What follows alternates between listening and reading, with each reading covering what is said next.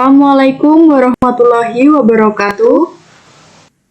Kami dari kelompok 8 MSDM terkait dengan rekrutmen dan seleksi akan mempresentasikan materi yang berjudul Rekrutmen TNI AU.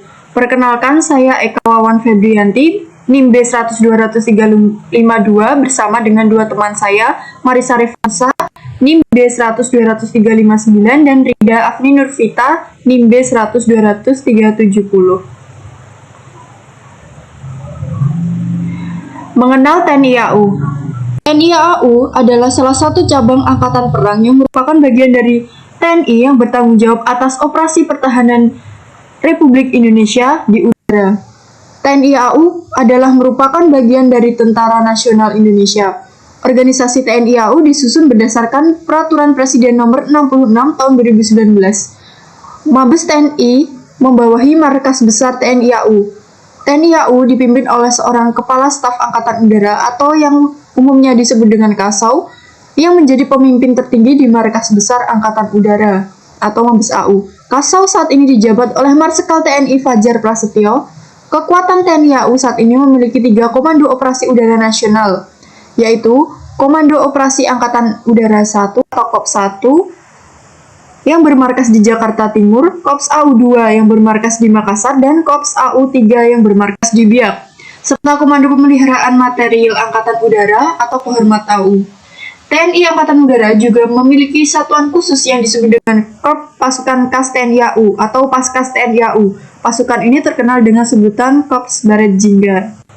Pada bab 2 ini ada sejarah TNI AU. Kalian bisa baca sendiri, inilah sejarah TNI AU. Biodata singkat TNI AU. TNI AU dibentuk pada tanggal 9 April 1946 di negara Indonesia. Jenisnya yaitu Angkatan Udara yang memiliki 37.850 personil. TNI AU bagian dari Tentara Nasional Indonesia. TNI AU memiliki moto Swabuana Paksa atau yang berarti sayap tanah airku. Memiliki baret berwarna biru hingga mempunyai 631 pesawat dan helikopter. TNI AU telah memiliki pengalaman dalam peperangan diantaranya yaitu Perang Kemerdekaan Indonesia, Operasi Trikora, Operasi Dwikora, Penumpasan G30 SPKI, dan lain sebagainya. Kepala Staf TNI AU yang saat ini menjabat ialah Marsikal TNI Fajar Prasetyo dengan Wakil Kepala Staf TNI AU Marsikal Madya TNI Agustinus Gustaf Brugman. Pangkalan TNI AU atau Lanut. Perbedaan antara pangkalan TNI AU atau Lanut dan bandar udara atau bandara, yaitu bandara adalah tempat yang digunakan untuk kegiatan penerbangan sipil seperti pesawat Garuda, Citylink, Lion Air, Batik, dan lain sebagainya. Sedangkan pangkalan udara atau Lanut yaitu tempat yang digunakan untuk kegiatan penerbangan militer sebagai bentuk pertahanan negara dengan menggunakan pesawat Hercules, Sukhoi, F-16, T-50 Godel dan Eagle, dan sebagainya. Next. Pada slide ini kita bisa melihat daftar nama Lanut, letak beserta tipe. Pada wilayah Korps 1 memiliki 3 tipe Lanut yaitu tipe A, B, C. Pada Korps AU 2 memiliki 2 tipe Lanut yaitu A dan B. Dan Korps AU 3 memiliki 3 tipe Lanut yaitu A, B, dan C. Lalu kita bisa melihat ada 3 Lanut yang dijadikan Kodiklat AU yaitu tempat di mana siswa TNI AU menjalankan pendidikan. Next. Kecabangan TNI AU. Setelah siswa TNI AU lulus dari pendidikan, mereka akan melalui tahap kejuruan dan akan mendapat salah satu korps secara acak, adil, dan merata. Next. Kepangkatan TNI AU. Ini sudah diurutkan dari jenis pangkat yang tertinggi hingga terendah. Jika seorang mendaftar pada golongan perwira, maka ia akan memiliki pangkat pertama yaitu Letnan 2. Jika seseorang mendaftar pada golongan bintara, maka ia akan memiliki pangkat pertama yaitu Sersan 2. Jika seseorang mendapat pada golongan Tamtama, maka ia akan memiliki pangkat pertama yaitu Prajurit 2. Apabila Tamtama akan naik pangkat ke Bintara dan Bintara naik pangkat ke Perwira, maka anggota TNI AU tersebut wajib menempuh pendidikan lagi dalam keadaan sudah dinas. Next. Rekrutmen TNI AU. Istilah penerimaan yang digunakan di lingkungan TNI AU mempunyai maksud penggunaan yang sama dengan istilah pengadaan, penarikan, atau rekrutmen pegawai di organisasi lain pada umumnya. Untuk menghasilkan SDM terbaik dan unggul sebagai aset kekuatan pertahanan matra udara, pimpinan TNI AU mengimplementasikan kebijakan penerimaan secara sistematis, terarah, dan berkelanjutan. Next. Penyediaan TNI AU dilakukan melalui 3 tahap, yaitu penerimaan, pengarahan, dan pengangkatan. Pada tahap awal penerimaan, ada 5 proses yang harus dilalui, yaitu kampanye pendaftaran, penelitian persyaratan, pemanggilan, pengujian, dan pemilihan. Pada tahap kedua, yaitu pengerahan, bertujuan untuk mengisi kebutuhan prajurit TNI AU sesuai kualifikasi. Pada tahap ketiga, yaitu pengangkatan, yakni tindakan resmi mengangkat seseorang menjadi prajurit TNI AU. Baik, presentasi selanjutnya akan dilanjutkan oleh rekan saya, Marisa. Waktu dan tempat dipersilahkan. Selanjutnya yaitu bab ke-8, proses rekrutmen TNI AU. Syarat-syarat yang harus dipenuhi dalam lamaran pekerjaan oleh calon prajurit TNI AU dibagi menjadi 3 golongan, yaitu golongan perwira, golongan bintara, dan terakhir golongan tamtama. Setiap golongan memiliki jenis syarat seperti persyaratan umum, persyaratan khusus, dan persyaratan tambahan.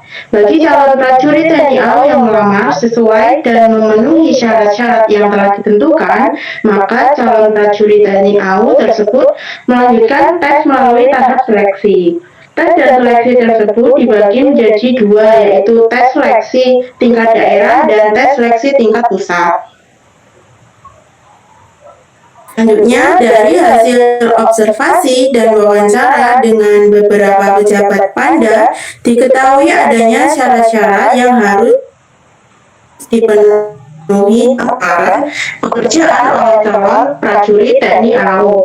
Syarat-syarat tersebut dibagi menjadi 3 golongan. Golongan pertama yaitu perwira, golongan kedua yaitu bintara, dan yang terakhir adalah golongan tamtama. Nah, berikut ini adalah untuk golongan perwira. Terdapat persyaratan umum, persyaratan khusus, dan persyaratan hanya 2 syarat. Selanjutnya yaitu ada golongan bintara. Untuk golongan bintara terdapat persyaratan umum seperti yang ada di PPT dan persyaratan khusus, dan yang terakhir adalah persyaratan tambahan. Selanjutnya ada golongan tamtama. Golongan tamtama terdapat persyaratan umum, persyaratan khusus, dan juga persyaratan tambahan. Next. Pada slide ini merupakan tes dan seleksi pada tiap golongan. Ada golongan perwira, bintara, dan tamtama.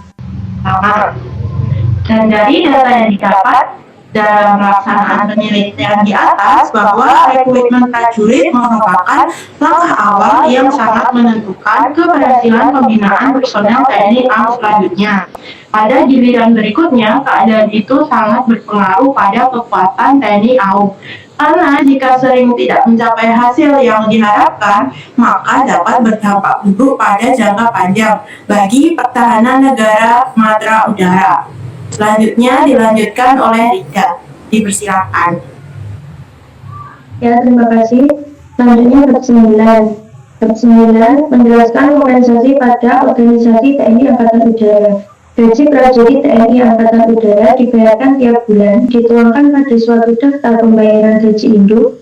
Penghasilan pertama prajurit TNI diberikan terhitung mulai bulan pengangkatan atau pelantikan berdasarkan keputusan atau surat perintah. Beberapa tunjangan yang diterima setiap prajurit TNI Angkatan Udara berbeda-beda. Ini karena juga tunjangan disesuaikan dengan penempatan tugas dan jabatan. Selanjutnya, di sini pada slide ini menjelaskan beberapa kompensasi dari TNI Angkatan Udara. Dan ini adalah gambar-gambar dari TNI Angkatan Udara atau rekrutmen TNI Angkatan Udara. Dan selanjutnya berikutnya lagi ada gambar-gambar lagi. Catatan, untuk struktur organisasi kami belum bisa menampilkannya pada PowerPoint karena sering mengalami perubahan setiap pergantian kasau. Terima kasih yang bisa saya sampaikan dan kelompok kami sampaikan. Bila ada salah kata, mohon dimaafkan. Wassalamualaikum warahmatullahi wabarakatuh. Waalaikumsalam warahmatullahi wabarakatuh.